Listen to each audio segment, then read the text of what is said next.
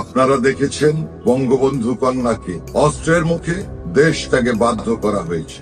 আজকের এই সময় আমার তৃণমূলের নেতা কর্মীরা দ্বিধা বিভক্ত হয়ে বিভিন্ন জায়গায় ঘরে বসে গেছেন। আপনাদের উদ্দেশ্যে বলতে চাই, আপনাদের কাজ করার, নিজেকে প্রমাণ করার এটাই সময়।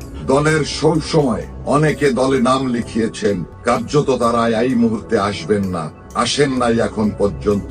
তাদের জন্য বসে থাকলে চলবে না। দুঃসময় আজকে যারা এগিয়ে আসবেন তারাই তো প্রকৃত মুজিব প্রেমী, তারাই বঙ্গবন্ধুর সোনার ছেলে।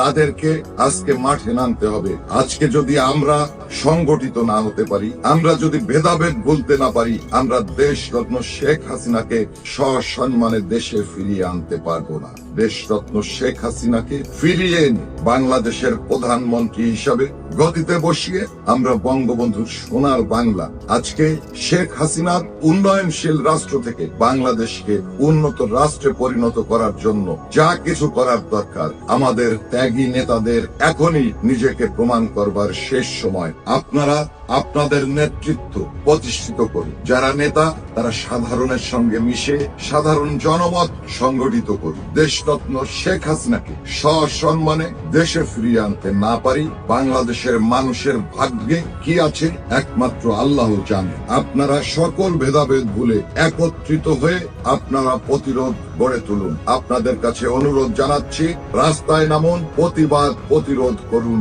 দেশরত্ন শেখ হাসিনাকে সসম্মানে দেশে ফিরিয়ে আনি।